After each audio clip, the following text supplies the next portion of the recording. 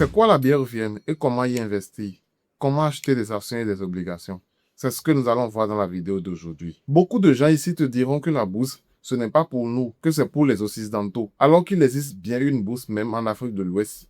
Et la plupart des gens qui te disent qu'elle n'existe pas pour eux n'en ont tout simplement jamais entendu parler. Aujourd'hui, je vais t'expliquer ce qu'est la BRVM, comment elle fonctionne, si c'est vraiment aussi risqué qu'on te le dit, qu'est-ce que tu peux acheter concrètement et comment ouvrir un compte étape par étape, même si tu ne connais absolument rien à la bourse. Mon nom c'est Josaphat Boba, ici tu es sur la chaîne Ma Retraite Jeune et on apprend comment bien gérer son argent, épargner, investir en bourse et préparer sa retraite. Si ce sont des sujets qui t'intéressent, abonne-toi, installe-toi bien et on commence avec le sujet du jour. Mais avant, je voudrais rappeler que je ne suis pas conseiller financier agréé.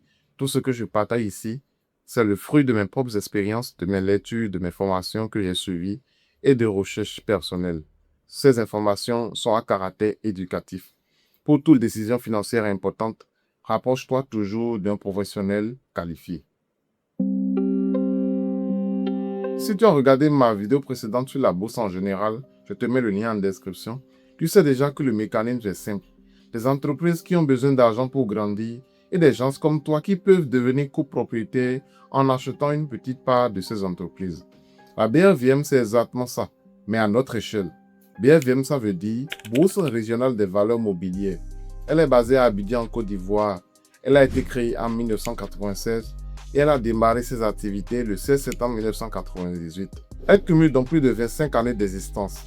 Elle regroupe les entreprises cotées de 8 pays d'Afrique de l'Ouest, le Bénin, le Burkina Faso, la Côte d'Ivoire, la Guinée-Bissau, le Mali, le Niger, le Sénégal et le Togo.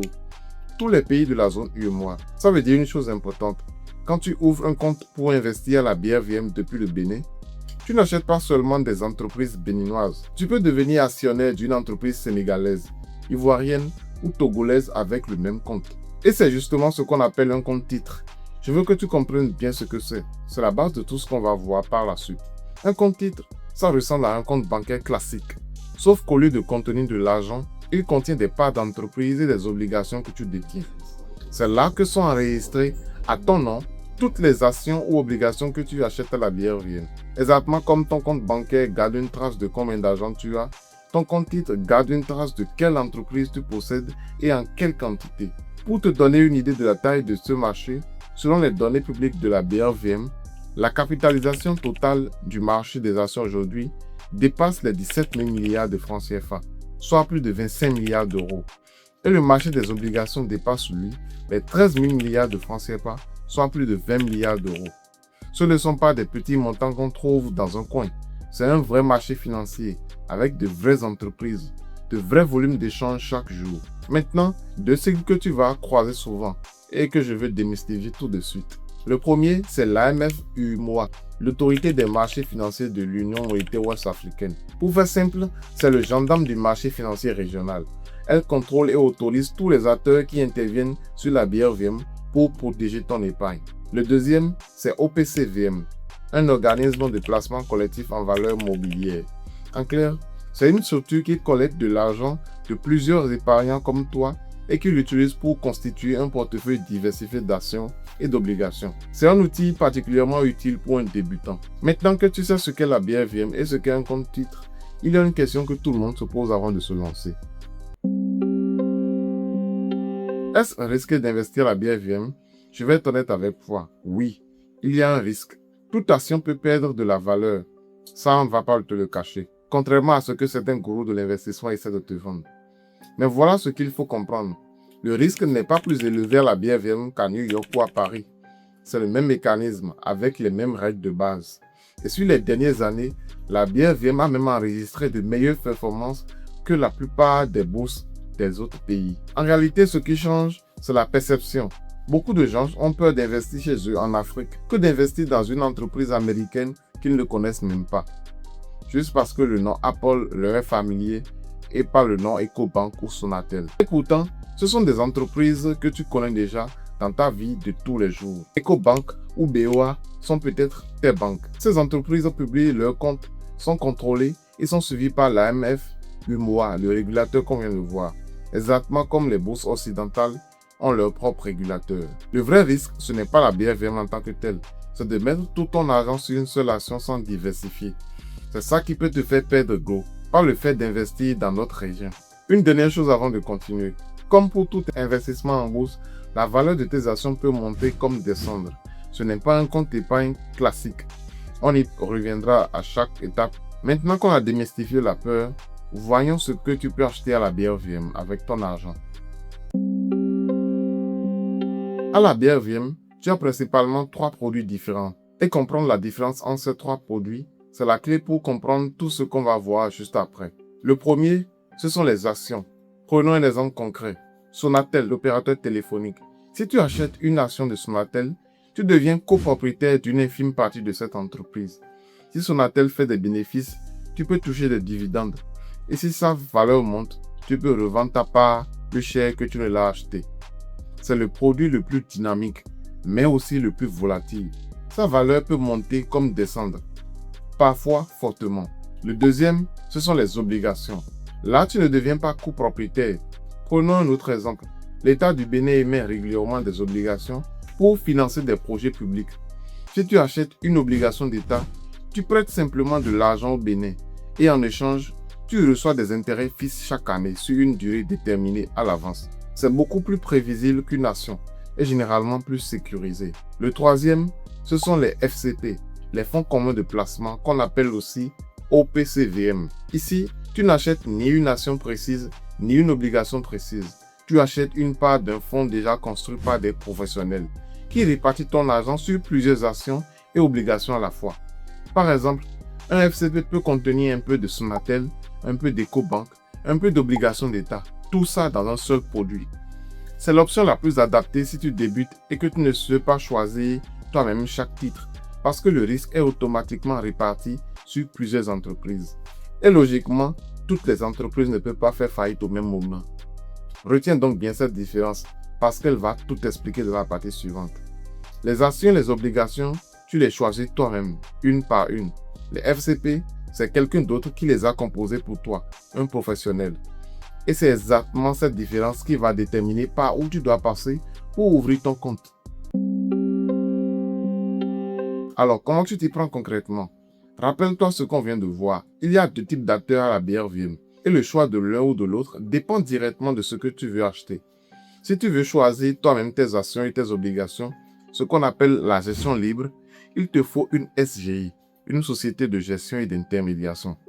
Au Bénin, tu as par exemple Africa Bourse, SGI Bénin SA et bien d'autres.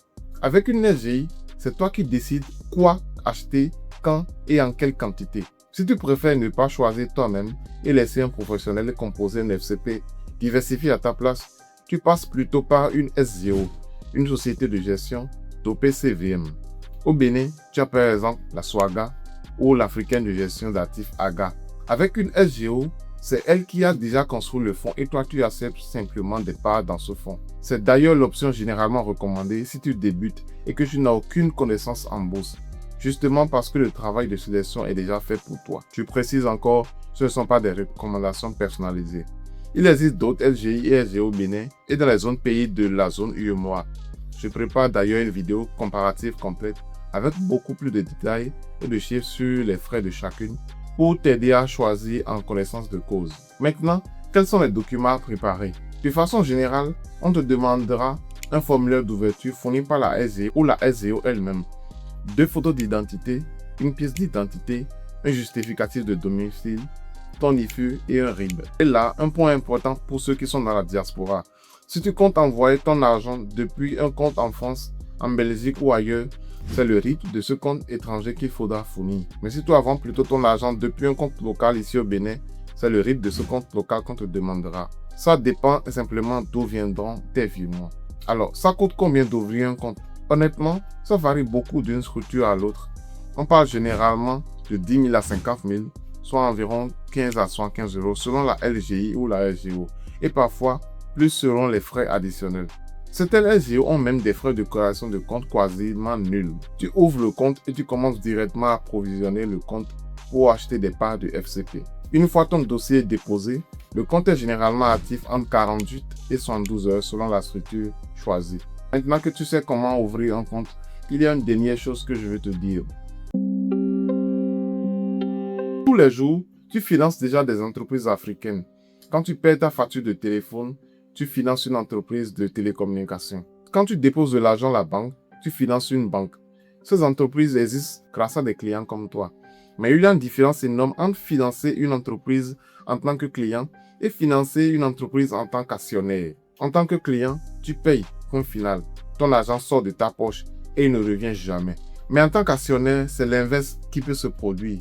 Si l'entreprise fait des bénéfices, une partie de cet argent peut te revenir sous forme de dividendes. Tu ne fais plus que payer, tu commences à être payé. Tu arrêtes donc d'être uniquement un consommateur des entreprises qui t'entourent pour devenir aussi un peu propriétaire de leur réussite. Et pour que tu vois concrètement ce que ça veut donner sur la durée, faisons un calcul ensemble. Imagine que tu investis 50 000 francs chaque mois à travers un FCP ou des actions à la BRVM. Historiquement, sur une longue période, l'indice de la BRVM a généré en moyenne autour de 10% de rendement par an. Ce n'est pas garanti chaque année. Certaines années sont meilleures que d'autres, mais c'est la moyenne observée sur le long terme. Si tu gardes ces 50 000 francs de côté chaque mois, sans jamais investir, après 20 ans, tu auras mis de côté 12 millions de francs CFA. Mais si tu places cette somme chaque mois à la BRVM, avec ce rendement moyen de 10%, ton capital atteint environ 38 millions après 20 ans, soit environ 57 900 euros. La différence, c'est plus que le triple. Pour le même effort, la même discipline. Maintenant que tu as toutes les cartes en main, résumons ce qu'on vient de voir. Alors, qu'est-ce qu'on retient de cette vidéo? La BRVM existe depuis plus de 25 ans. Elle est solide et elle n'est pas plus risquée que n'importe quelle hausse bourse dans le monde, à condition de diversifier et de ne jamais tout miser sur une seule action. Tu sais maintenant ce qu'est un compte titre, ce que tu peux acheter, actions, obligations ou FCP, et comment ouvrir un compte selon que tu préfères la gestion libre ou déléguer ce choix à des professionnels. Retiens cette phrase si tu ne retiens qu'une chose aujourd'hui. Tu financeras de toute façon les entreprises africaines, soit en achetant leurs produits, soit en achetant leurs actions. Dans un cas, tu payes. Dans l'autre cas, on te paye. Si cette vidéo t'a permis de comprendre comment investir concrètement dans notre propre marché financier, clique sur le pouce en l'air. C'est gratuit pour toi et ça aide énormément cette chaîne à grandir. Partage cette vidéo à quelqu'un qui pense encore que la bourse, ce n'est pas accessible depuis l'Afrique. Cette vidéo peut changer sa façon de voir les choses. Si tu n'as pas encore vu ma vidéo précédente sur ce qu'est la bourse en général, son histoire, comment elle fonctionne dans le monde entier, je te la recommande avant celle-ci. Ça pose toutes les bases. Je te mets le lien en description. Abonne-toi si ce n'est pas encore fait, parce que chaque semaine sur cette chaîne, on parle de sujets qui vont changer ta façon de voir l'argent, la vie et ta construction personnelle. Des vidéos que tu ne veux surtout pas rater. À la semaine prochaine sur Ma Retraite Jeune. Ciao.